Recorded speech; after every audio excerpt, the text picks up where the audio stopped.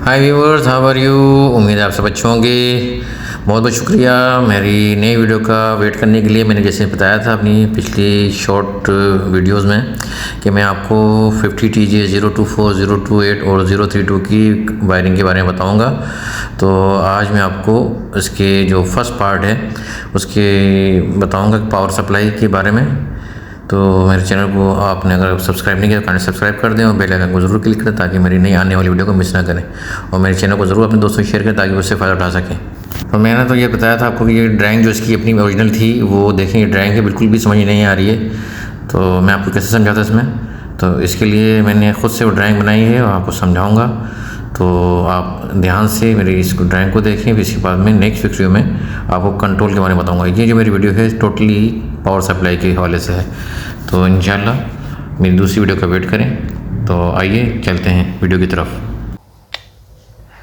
हाय, आज मैं आपको कैरियर पैकेज यूनिट 024, 028 और 032 जो मॉडल आते हैं उनकी कंट्रोल वायरिंग और पावर वायरिंग के बारे में बताऊंगा।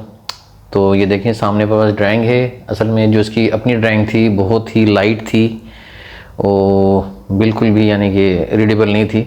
मैंने उसकी पिक्चर्स वगैरह ली थी, स्कैन भी किया था, लेकिन वो थी यानी कि आपको समझा नहीं पाता। तो इसलिए मैंने ये ख़ुद अपनी ये ड्राइंग इसको ड्रॉ किया है मैंने आपको समझाने के लिए। तो देखें ये जो सबसे पहला पोर्शन है आपका, ये जो आपका है ये यहाँ से ये ट्रांसफार्मर है। ट्रांसफार्मर से पहले का जितना भी ये पोर्शन है ये इसकी कहलाती है पावर वायरिंग। ठीक है जी, ये यूनिट्स की जो पावर सप्लाई होती है, क्योंकि किसी भी यूनिट्स की दो उसमें सोर्स होती हैं इलेक्ट्रिकल, एक कंट्रोल की होती है और एक होती है इसकी जो मेन पावर होती है पावर सप्लाई। एक कंट्रोल सप्लाई, एक पावर सप्लाई। तो ये देखिए पैकेज यूनिट का है, तो ये 3 फेज़ की हैं। 3 फेज़ का यूनिट है हमारा 50 TJ 024, 028 और 032 ये ऐसे मॉडल होते हैं। ये देखिए रेड फेस, ये येलो फेस, ये ब्लू और ये न्यूट्रल ब्लैक। तो हमने सबसे पहले क्या करना है, पावर सप्लाई को डिस्कस करेंगे। तो सबसे पहले हम उसको इस वीडियो में मैं आपको पावर सप्लाई के बारे में बताऊंगा, क्योंकि वीडियो लंबी हो जाएगी इसलिए मैं सबसे पहले आपको इसको पावर के बारे में बताऊंगा। पावर सप्लाई किस तरह से कनेक्ट करते हैं और किस तरह क्या फंक्शन किस तरह से करते हैं। तो मेरे साथ रहिए, मैं बताता हूँ। तो ये देखें आपकी मैंने बताया था ये पावर सप्लाई का है। तो इसमें जो 50 ये मॉडल है 50 TJ कैरियर का 024, 28 और 32। तो इसमें 2 कंप्रेसर होते हैं, कंप्रेसर 1 कंप्रेसर 2 है ये रहा। ठीक है, ये कंप्रेसर 1 की वाइंडिंग है, ये 2 की ब्लोअर मोटर होती है, कंडेंसर फैन। इसमें 2 कंडेंसर फैन होते हैं इसके अंदर 1 और 2। तो ये तो आपके इक्विपमेंट हो गए। ये कंप्रेसर की वायरिंग है, 3 फेज़ का है, ये भी 3 फेज़ की, सब 3 फेज़ की इसके अंदर ब्लोअर मोटर है, कंडेंसर फैन और कंप्रेसर भी।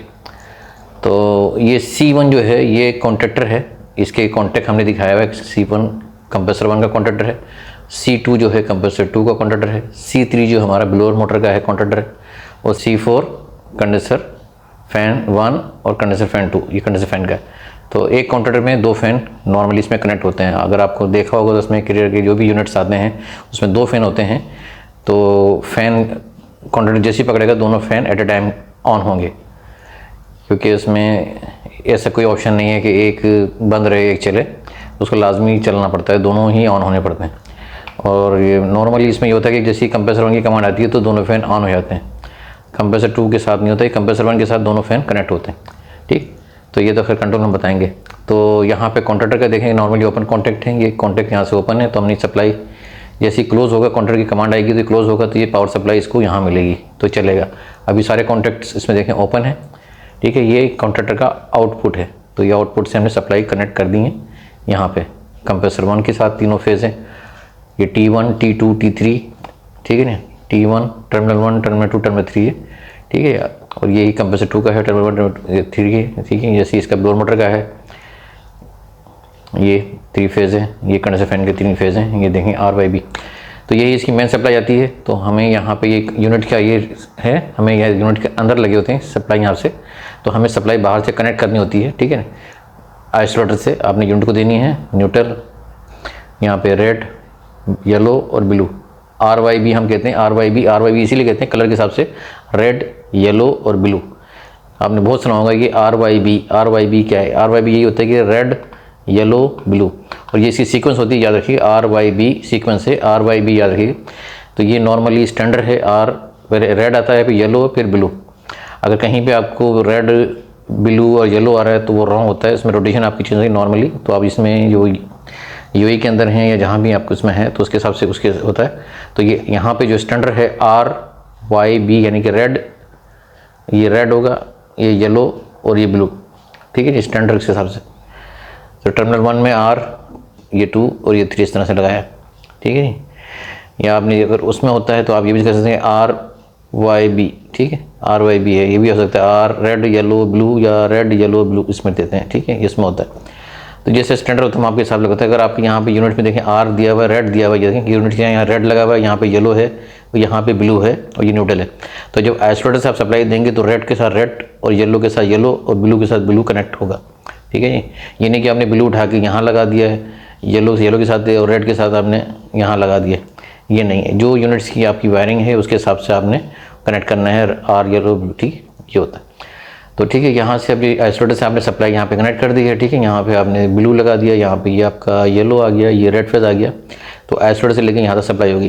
तो यहाँ से हमने यूनिट के साथ जो जाती है सप्लाई, ये टर्मिनल ब्लॉक है यूनिट के अंदर का पावर सप्लाई का, वहाँ से हमने एक रेड फेज हमने यहाँ पे कनेक्ट किया, फिर यहीं से लूप करके दूसरे कंप्रेसर में R के कॉन्ट्रैक्टर में लगा दिया, C2 के कॉन्ट्रैक्टर के 1 में कॉन्टैक्ट में।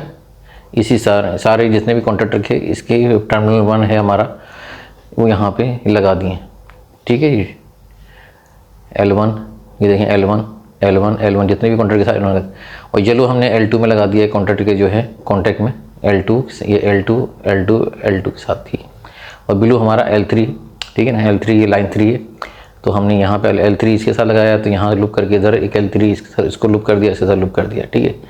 तो ये हमारी 3 सप्लाई यहाँ पे कॉन्ट्रैक्ट के इन कॉन्ट्रैक्ट के साथ जो पॉइंट हैं और यहाँ पे आ गई हैं। तो जैसे ही यहाँ पे सप्लाई हमारी कंट्रोल से इस कॉन्ट्रैक्ट को एनर्जाइज करेगा तो सप्लाई को थ्रू कर देगा, ये तीनों contract at a time close होंगे और यहाँ पे 3 फेज यूनिट्स को मिल जाएगा, वो चलेगा इसमें सबसे पहले। तो सबसे पहले हमारा ब्लोअर चलता है, ठीक है, ब्लोअर की कमांड आती है। उसके बाद ये अगर कूलिंग कमांड है तो फिर वो कंप्रेसर चलेगी 1, फिर इसके साथ साथ सेम कमांड आएगी, फैन चलेंगे हमारे कंप्रेसर 2 के साथ है। तो ये इसकी पावर सप्लाई। तो ये देख रहे हैं यहाँ से हमने ये ये तो कंट्रोल सप्लाई, ये पावर सप्लाई के समझ में आ गया होगा आपको। यहाँ पे ये पावर सप्लाई किस तरह से होती है, ये देखें यहाँ पे कॉन्ट्रैक्टर है, ये इसके कॉइल हमारे कंट्रोल्स, ये जो सप्लाई जा रही है नीचे उससे एनर्जाइज होंगे। जैसे ही कंट्रोल सप्लाई में इसको एनर्जाइज करके कमांड आएगी तो उसके हिसाब से कॉन्टैक्ट क्लोज होते रहेंगे, ये कॉन्ट्रैक्ट पकड़ेगा और ये कॉन्ट्रैक्ट क्लोज होकर इसको सप्लाई मिलेगी। तो ये तो है पावर सप्लाई, ठीक है। अब हमारी जो है नेक्स्ट वीडियो का वेट करें, उसमें बताएंगे आपको। तो मिस ना करें, ज़रूर मेरे चैनल को सब्सक्राइब करें और शेयर करें अपने दोस्तों को बताएं ताकि वो इससे फ़ायदा उठा सकें। तो वेट करें, ठीक है, आप मेरे दूसरी वीडियो का जिसमें मैं कंट्रोल के बारे में बताऊंगा।